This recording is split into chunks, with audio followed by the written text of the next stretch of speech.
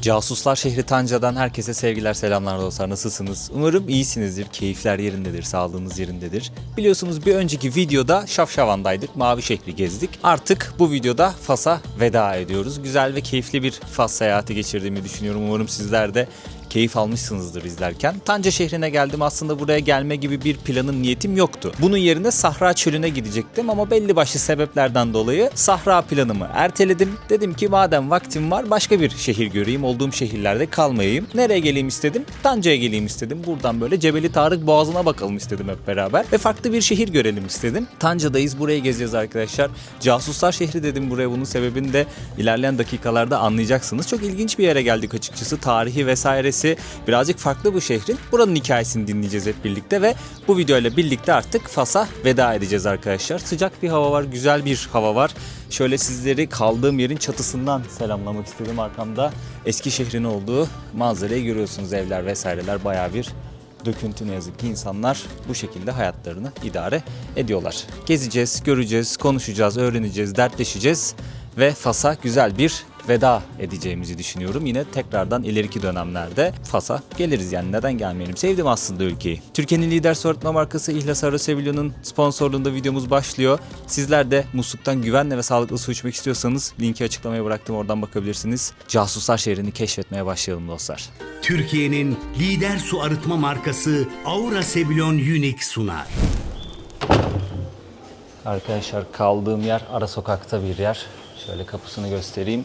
Aslında çok önermeyeceğim burayı çünkü birazcık mecburiyetten kalıyorum. Kalacak bir yer bulamadım bütçeme göre. Birazcık pahalıydı konaklama seçenekleri. Bu arada bayağı bir ot kokuyor burası ya. Çok ciddi bir keyif verici madde kullanımı var Fas'ta. Özellikle gençlerde çok yaygın ve sokaklarda, köşe başlarında işte haşiş ister misin filan diye böyle tekinsiz elemanlar size bir şeyler satmaya çalışıyorlar. Orta yaşlı olsun, genç olsun. Tiplerinden anlıyorsunuz zaten, böyle gözler tuhaf bakıyor. Şöyle bir ara sokakta kaldığım yer tam olarak Medine'nin, yani o eski şehrin içerisinde kalıyorum. Yani birazcık böyle araştırdım, ne yazık ki bütçeme göre bir yer bulamadım. Konaklama seçenekleri tabii ki çok fazla, hosteller olsun, hosteller paylaşımlı odalar oluyor bilmeyenler için söyleyeyim. Veyahut da oteller olsun. Ama birazcık pahalı bir şehir olduğunu fark ettim ve son dakika planı yapmak zorunda kaldığım için buraya, o yüzden uyguna bir yer bulamadım. Velhasıl kelam o. Ve iyi bir yerde kalmıyorum. O yüzden kaldığım mahalleyi göstermiş olayım sadece. Ama Medine'nin içerisindeyiz. En azından ona dikkat ettim. Dedim ki en azından gezilip görülmesi gereken yerlere, merkezi bir yerde olursam rahat gezer dolaşırız arkadaşlar. Gördüğünüz üzere bayağı bir kalabalık. Turistik bir şehir burası. Manzarası güzel. Karşı tarafta İspanya ve Cebeli Tarık Boğazı kalıyor. Onu görüyorsunuz. Şehrin tarihinden de hikayesinden de ilerleyen dakikalarda bahsedeceğim. Amcamız buranın yöresel bir kıyafetini giymiş ve o takkelerden satıyor. Bu şekilde hayata tutunmaya çalışıyor. Çok fazla böyle sokakta seyyar bir şeyler satarak hayatta kalmaya çalışan insan var. Fas gezimiz boyunca dikkat etmişsinizdir zaten buna. Çok fazla dilenci var. Bir şey söylemek istiyorum. Normalde bunu anlatmayı vesaireyi hiç sevmem. Beni tanıyanlarınız biliyordur. Kanalıma katıl butonuyla destek olanlarınız oluyor. Bunun dışında süper teşekkür gönderenleriniz oluyor. Herkese çok teşekkür ederim. Maddi olarak destekliyorsunuz beni. Çok sağ olun. Buna hiç gerek yok bu arada. Ama destekleyenler oluyor. Yine de teşekkür ediyorum kendilerine.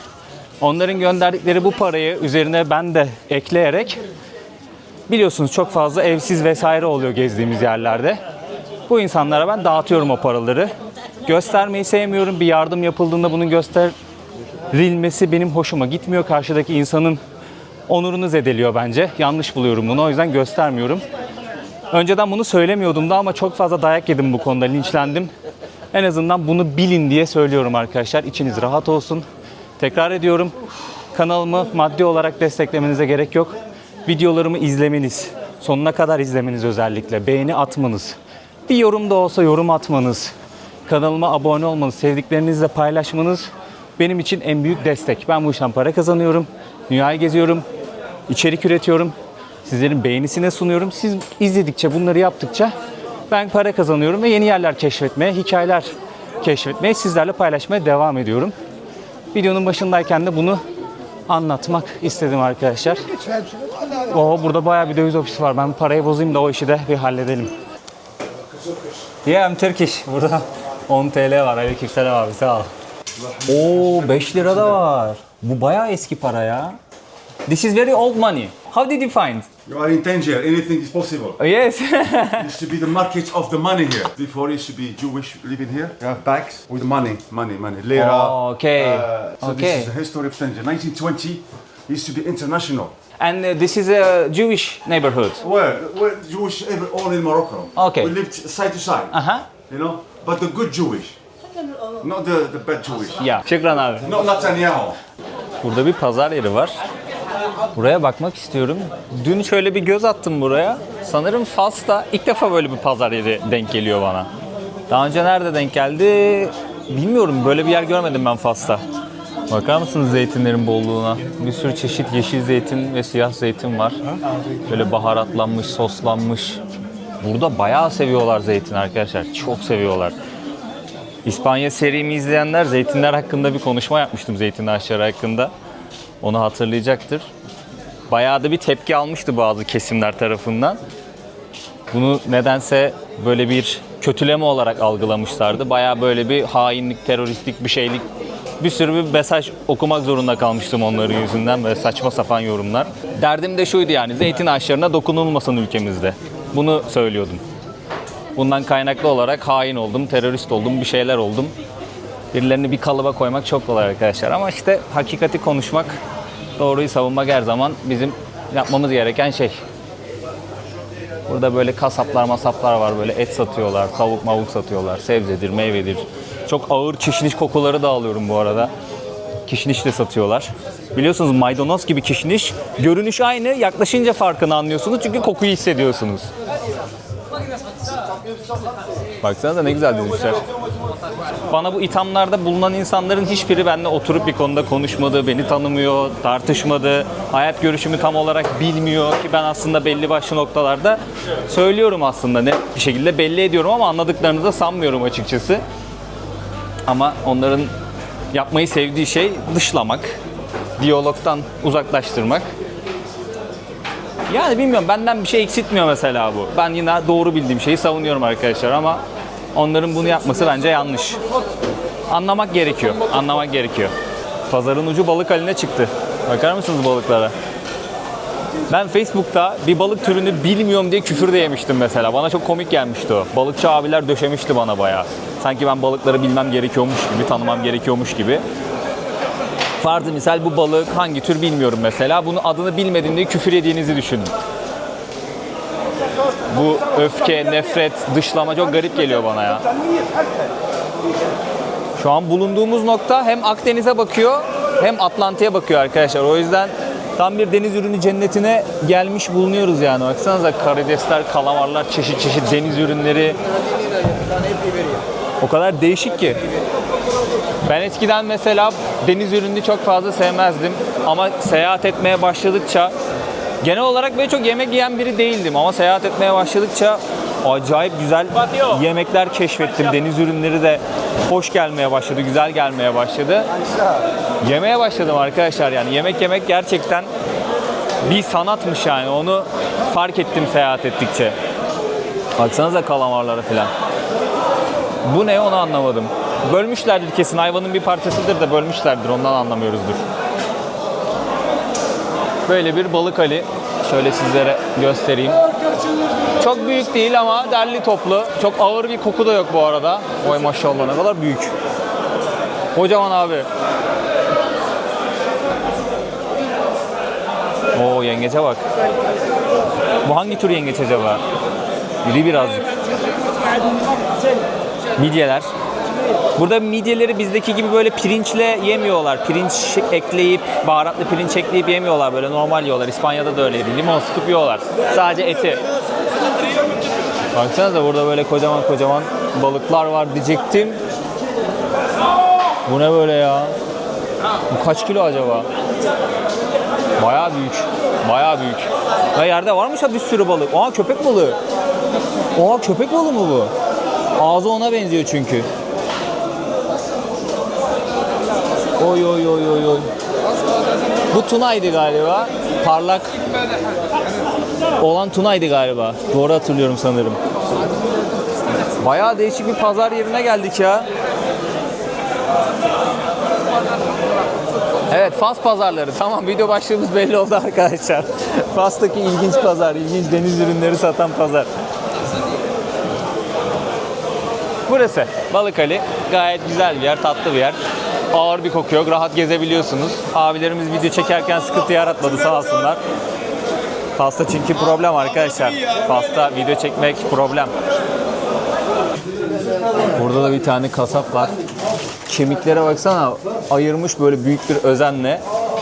Büyük bir şekilde şöyle etleri koymuş. Beef or it's beef? Beef. Beef, tamam, dana eti bu kadar büyük. Türkiye. Turkey is best people. Şükran. İsme? İsmen. İsmen? Burak. Ahmet. Burak. Burak. Thank you very much. Thank you. Şükran. Terfi. Şeref. Honest. Eyvallah. Honor. Burası da kasapların olduğu kısım. Demek ki bayağı büyük bir yer burası. O kadar ufak değilmiş ya. Ben küçük bir yer zannettim de. İç kısma girdikçe böyle dallanıp budaklanıyor ama burada da hatta yemek satan böyle ufak yerler var. Ama şey ya, kapalı gibi daha çok. Selamünaleyküm. Burada böyle tavuklu, zeytinli bir şeyli yemekler var. Limon üstüne koymuşlar. Güzel gözüküyor. Orada da bir tavuk yemeği var arkadaşlar. Fas'ta aç kalmazsınız ya. Hiç yoksa güveç yiyin. Bak mesela burada balık güveç var. Tajin ama balıklı. Deniz ürünlerini bozulmasın diye sıcaktan şeye koymuşlar, buza koymuşlar.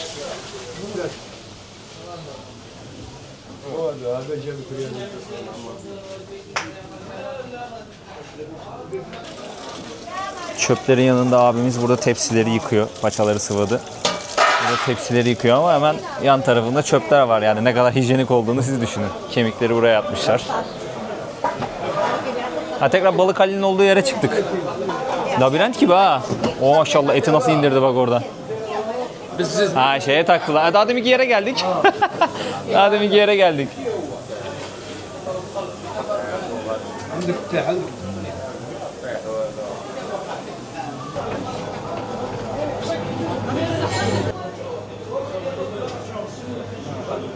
Dostlar bakın, burada yufka yapıyorlar. Şimdi arkadaş hamuru alıyor, tamam mı? Bunun içerisinde büyük ihtimalle su kaynatıyorlar. Buhardan da anlayacağımız üzere. Bu şekilde vura vura ince bir tabaka yapıyor burada. İnce tabakayı yaptıktan sonra eliyle iyice boşluk kalmayacak şekilde düzlüyor. Daha sonrasında bu arkadaş elinde bir tahta var. Şimdi sol tarafta kaldıracak o yufkayı bak. Onunla dışarısındaki yüzeyi törpülüyor. Daha sonrasında kaldırıyor ve hazır hale geliyor yufka. Kullanmaya hazır hale geliyor. Bir tek yağlıyor. Yapışmasın diye, o kadar. Bak, kaldırdı. Tamam. Onu yağlayacak. Daha sonrasında hazır. Ondan samsa vesaire yapıyorlarmış yani. Bizim börek tarzı şeyler yapıyorlar. İlginç bir yöntem geldi ya bana. Önce bir izledim. Ne yapmaya çalıştıklarını anladım. Meğerse yufka yapıyorlarmış. Arkadaşlar pazar yerinin içerisinde bir tane kahvaltıcı gördüm. Şöyle peynir ekmek yapıyorlar. Göstereyim sizlere. Buna alternatif seçenekler de var. Zeytin de koyuyorlar sanırım. You want a tea in mint in a tea? Yes, please. Please. Mellow mint, yeah. Şükran. Zeytin de koyuyorlar, tahin de koyuyorlar sanırım, yanlış görmediysem. Ben peynir ekmek aldım. Böyle 2-3 çeşit ekmekleri de var. Yanında çay söyledim. Nane çayı ve şöyle bir peynir ekmek, içerisinin doluluğunu göstermek istiyorum sizlere. Abimiz bol bol koydu peynirden. Sürme peynir. Ne kadar? 14 dirhem. Burada yedikleri sürme peynir çok güzel bu arada. Çok hoşuma gitti. Geldiğimden beri ara ara yiyorum. Çünkü her yerde sandviççi var. Sokakta sandviç kültürü var burada. Sadece peynir değil, yumurtalı, patatesli değişik böyle sandviç yaptıklarını da gördüm. Sandviç olayı güzel burada yani. Bizler ekmek seven insanlarız, o yüzden iyi gidiyor, güzel gidiyor. Çayımız da geldi. Nane çayı.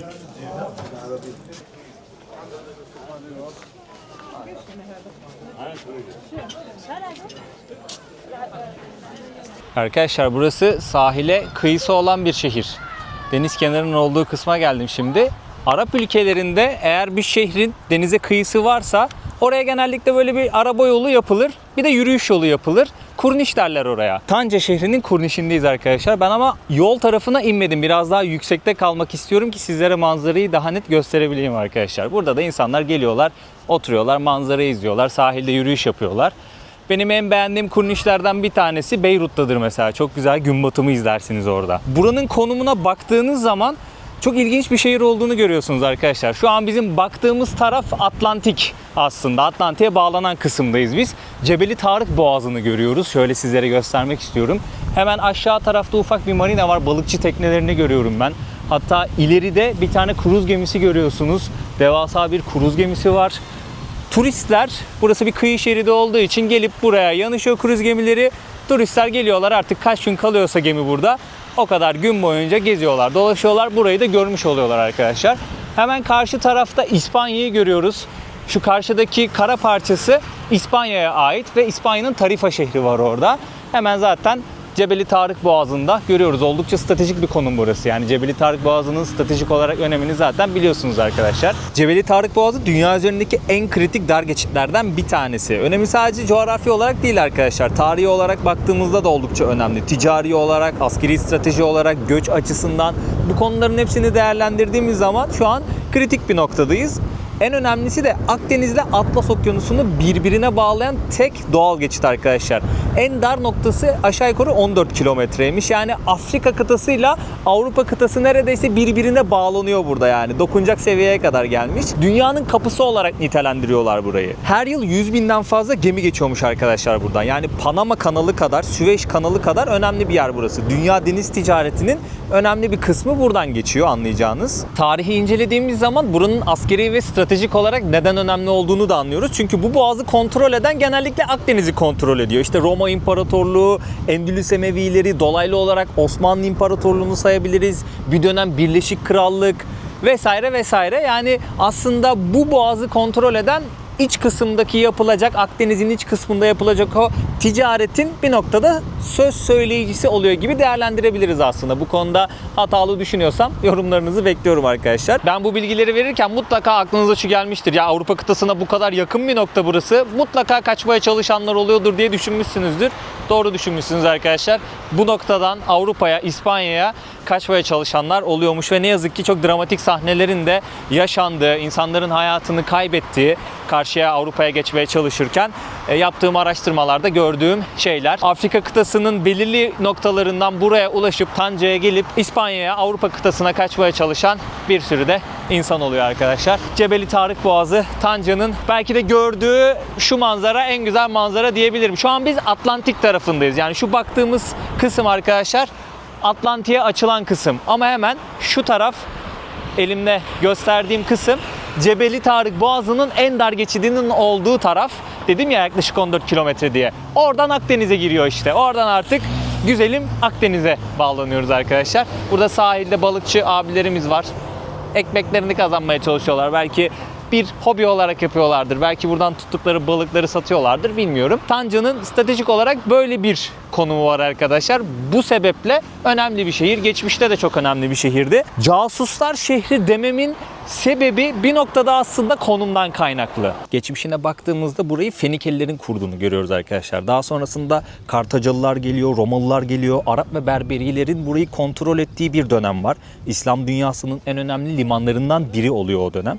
Daha sonrasında 1471'de burayı Portekiz alıyor. Sonrasında İngiltere'ye veriyor. İngiltere burayı elinde tutamıyor ve burası 1923 ve 56 yılları arasında resmi olarak uluslararası şehir sayılıyor. Yani hiçbir ülkeye bağlı olarak kabul edilmiyor arkadaşlar. Peki kim yönetiyor bu şehri diye soracaksınız. İngiltere, Fransa ve İspanya beraber yönetiyor arkadaşlar. İşte o dönemde bayağı bir casusluk faaliyetleri burada yürütülmüş. Çünkü burada kontrol çok zayıfmış arkadaşlar. Dünyanın dört bir yanından insan buraya çok rahatlıkla girip çıkabiliyormuş ve istedikleri faaliyeti yürütebiliyorlarmış burada. Bunun tabii en büyük etkisi şehrin bir karanlık yüzünün olması. Kara para aklama var, kaçakçılık var, yeraltı dünyası bayağı bir faaliyette, politik entrikalar dönüyor. Buraya gelen gemiler sürekli olarak izleniyormuş mesela. Acaba gemi nereden geldi? Hangi ülke aracılığıyla geldi? Nereye gidiyor? Hangi malı götürüyor? Kimler götürüyor? Sürekli olarak bu tarz olaylar burada incelenmiş, takip edilmiş. Tabii Burada çok rahatlıkla hareket edebildiği için insanlar casusluk faaliyetleri, işte geliyorlar buraya plan program vesaire yapıyorlardır. O filmlerde düşündüğünüz sahne var ya, o dönem tamamıyla bunu yaşamış buradaki insanlar. Öyle bir ortammış. Otellerde, barlarda, kafelerde böyle gizli görüşmeler yapılıyormuş. Ajanlar birbirini izliyormuş. Bilgi takası, bilgi satışı oluyormuş. Karşı tarafı kandırma. Yani tam o James Bond sahnelerini hatırlayın arkadaşlar. Tam o ortam var burada. Hatta böyle casusluk romanlarına ilham kaynağı olduğu söyleniyor. Peki bu durum ne zaman bitiyor? 1956 yılında bitiyor. Burası Fas'a bağlanıyor arkadaşlar. Devletin buradaki kontrolü artıyor ve casusluk faaliyetlerinin önüne geçiyorlar. O günden bugüne de Tanca şehri Fas'ın önemli noktalarından bir tanesi. Arkamızda Cebeli Tarık Boğazı, güzel bir manzara noktasına çıktık arkadaşlar. Burası bir nekropol bu arada. Burada böyle mezar yerleri var. Şöyle göstermek istiyorum sizlere. İnsanlar burayı ziyaret ediyorlar. Bunun sebebi de güzel bir manzara noktası. Yani buradan manzarayı güzel bir şekilde, rahat bir şekilde izleyebiliyoruz. Şöyle göstermek istiyorum. Bir yandan mezarları da göstereyim sizlere. Bakın aşağıda kaldı o marinanın olduğu kısım. Kruz gemisini de görüyorsunuz. Kurniş aşağıda kaldı. Buradan Cebeli Tarık Boğazı'nı net bir şekilde görebiliyoruz. İspanya'da net bir şekilde gözüküyor. Tarifa sanırım şu karşıdaki şehir ya, harita orayı gösteriyor. Yanında ufak bir kasaba vesaire bir şey varsa başka orayı gösteriyorsa bilmiyorum. Bazen haritalar hata yapabiliyor. Ama şuralar işte yani. İspanya'nın Tarifa şehri ve onun bulunduğu kıyı kesimi.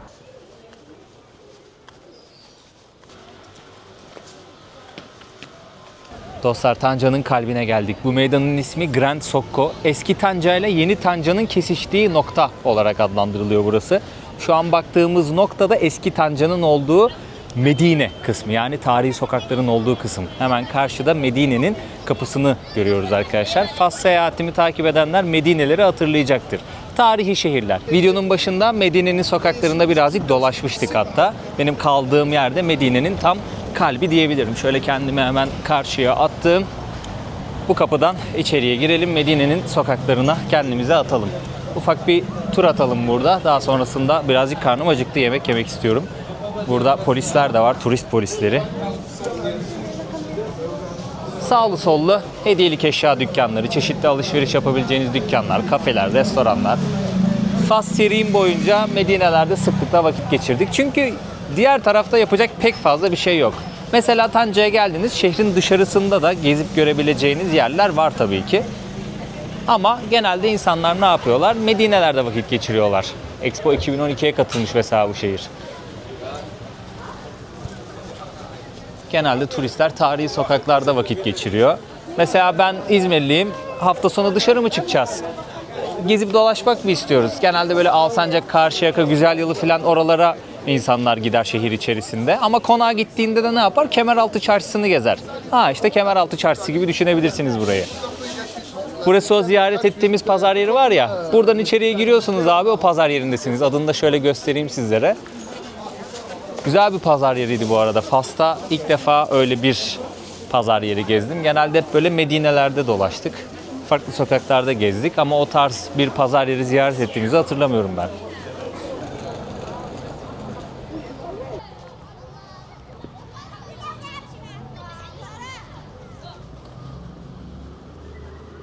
Hava kararmadan sizlere Bab Kasbah'ı da göstereyim arkadaşlar.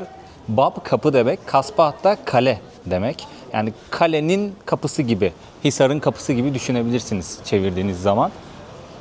Burası eskiden şehrin yöneticilerinin, elitlerinin kaldığı kısım arkadaşlar.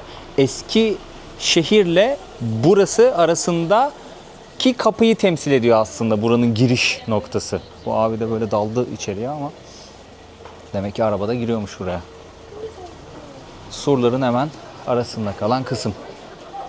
Böyle yerlere araba girmesi bilmiyorum, tuhaf geliyor bana ya. Saçma geliyor yani. Buraya da araba girmesin. Yürüyerek insanlar gezebilir. Pardon, videonu bölüyorum. Burak mı? Evet hocam. Merhabalar, nasılsın? İyiyim, sen nasılsın? İyiyim, ben de teşekkür ederim. YouTube'dan görüyordum seni, Instagram'dan görüyordum. Eyvallah, çok sağ olasın. Burada olduğunu bilmiyordum. Sen bayağı 10 yıldır falan Güneydoğu Asya'da Ben yaşıyorsun. yani 12 yıldır, 11 yıldır Uzak Doğu'da yaşıyorum. Son 5,5 yılı Malezya'da, Güneydoğu Asya'da. Benim de aslında gezme işi oradan başladı. Orada yaşarken başladım gezmeye. Geze işte ülke. Kaç yer gezdin şimdiye kadar? 47 ülke oldu. Fas 47. Çok güzel abi. Çok güzel, devam. Peki bundan sonra var mı bir yer? Var. Neresi? Vallahi bir yazın Moğolistan düşünüyorum ama Güzel. bakalım. Güzel. Şöyle Moğolistan manzarayı güzeldir göster bence. bak. Evet, manzarayı bir gösterelim. Dostlar, gün içerisinde çeşitli noktalardan Cebeli Tarık'ı ve İspanya'yı görmüştük. Bir de kaleden görelim bakın. Gün batımı artık yavaş yavaş ayağımıza kadar geldi. Günü burada Cebeli Tarık'ta batıracağız. Güzel de bir deneyim olacak yani. Cebeli Tarık'ta günü batıracağız ve ilk defa bu kadar canlı görüyorum şu an o boğazın en dar kısmını. Gerçi en dar kısmı burası değil galiba. Biraz daha uç noktada. Güzel, tatlı bir yer yani. Bir gün dolu dolu ayrılır buraya. Gerçi burada şey var, böyle Herkül mağarası falan var da Ya evet, burada varmış öyle mağaralar falan, oraya ben de gitmedim. araba gerekiyor. Evet, Yarım evet, saat 40 dakika araç araçla. gerekiyor. Bir de yakında Tetuan diye bir şehir var. Oraya da araba gerekiyor ya da tren var mıdır bilmiyorum. Ha, Otobüs var. Otobüs gidiyor. Buraya tren ama gitmiyor. buraya gelen turistler için, ama yani buraya gelirlerse en mantıklı yer aslında 1 saat 2 saat Şafşavan'a gidip gelsinler. Bence Şafşavan'da kalsınlar. Evet. Yani Şafşavan Şafşavan'da güzel. Şafşavan kalsınlar çok güzel bence. şehir.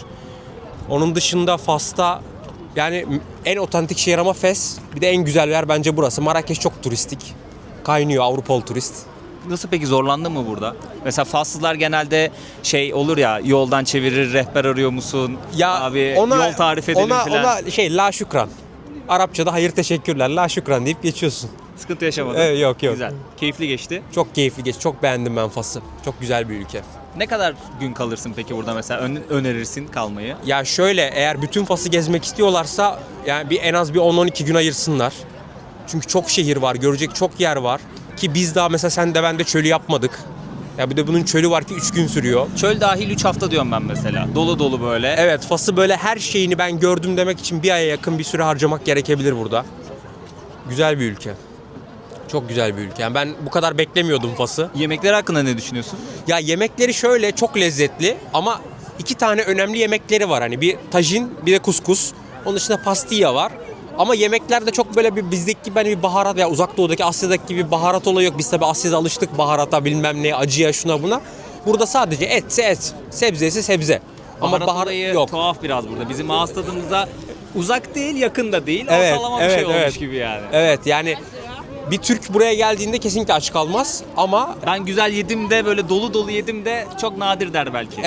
evet yani dünyada yemek konusunda en iyi ülkeler arasına girmez. Ama güzel yani yenir. Aç kalmaz. Yok, tajin mesela güzel bir yemek. Güveç abi. Kuzulu tajin denesinler. Çok süper bir şey. Evet, ben birkaç çeşidini denedim yani, lezzetli. Çok güzel, evet. Havayı kararttık dostlar. Gündüz bu tarafa gelememiştim. Sizlere Tanca şehrinin sahilini göstermek istiyorum. Buradan denize giriyorlar. Bayağı bir sevilen, popüler bir yermiş Tanca şehrinde. Yazın olduğunda insanlar buradan denize giriyorlarmış. Tatil modu takılıyorlar yani. Hemen sahilin ön tarafında da böyle ışıklandırılan bir yol görüyoruz. Burada genelde insanlar yürüyüş yapıyor. Uzun da bir yürüyüş yolu yapmışlar. Çok garip bir havası var buranın. Gündüz yanıyorsunuz yani. O kadar sıcak. Şort, tişört rahat gezersiniz. Yakıyor güneş. Ama akşam olunca da inanılmaz bir serinlik çöküyor yani. Eşofman var altımda ve üzerimde sweat giydim yani. Serin ve esiyor. Tatlı tatlı bir esinti var. O da böyle bir içinizi gıdıklıyor yani. Dostlar, yolu Tanca'ya düşen olursa şöyle bir restoran önerisiyle geleyim. Daha tadına bakmadım ama bayağı güzel yorum almış ve çok da iyi puan almış. Kötü olacağını düşünmüyorum açıkçası. Ben de şans eseri buldum burayı. Yoldan geçerken buldum. Not etmiştim. Günü yemekle bitirelim istiyorum. Böyle et şiş söyledim. Şöyle göstermek istiyorum. Bir porsiyon söyledim. 3 tane et şiş geldi arkadaşlar. Her şişte 5'er tane böyle lokmalık dana eti var. Yanında şöyle salatayla birlikte getirdiler. Şöyle göstereyim. Masaya oturduğumda hemen zeytin getirdiler ikram olarak. Zeytin de göstereyim ve ekmek de servis ediyorlar. Ekmeği de şöyle göstereyim sizlere. 65 dirhem burası. Cidden Fas'a güzel bir nokta koyuyorum şu an ya. Salata gayet lezzetli. Zeytin müthiş. Gerçekten Fas'ta zeytine bayılacaksınız. Çok güzel. Et de güzel. Günü müthiş bitiriyorum. Fas'ı da müthiş bitiriyorum arkadaşlar. Afiyet olsun bana. Bir sonraki videoda yeni ülkenin kapılarını aralamış olacağız dostlar. Tahmin edebilen çıkacak mı acaba? Çok merak ediyorum. Daha önceden hiç gitmediğim bir ülke. Yakın zamana kadar ya acaba oraya gitsem mi falan diye böyle düşündüğüm bir ülke de değil. Bana da sürpriz oldu açıkçası. Bakalım bilenler çıkacak mı? Bir aksilik olmazsa tabii ki. Bir sonraki videoda o ülkede olacağız. Kapıyı direkt orada aralayacağız arkadaşlar. Tabii ki ben yol sürecini vesaire her şeyi sizlerle paylaşacağım. Kendinize çok iyi bakın. Bir sonraki videoda görüşmek üzere diyeyim. Videoyu beğenmeyi, yorum atmayı ve kanalıma abone olmayı unutmayın dostlar. Bu sene 500.000 abone hedefim var. Umarım hep birlikte bunu başarabiliriz. Yorumlarınızı merak ediyorum. Fas seyahati benim için keyifli geçti, güzel geçti. Sizler ne düşünüyorsunuz? Sizlerin yorumlarını da merak ediyorum. Kendinize çok iyi bakın. Adios amigos diyorum. Türkiye'nin lider su arıtma markası Aura Sebilon Unique sundu.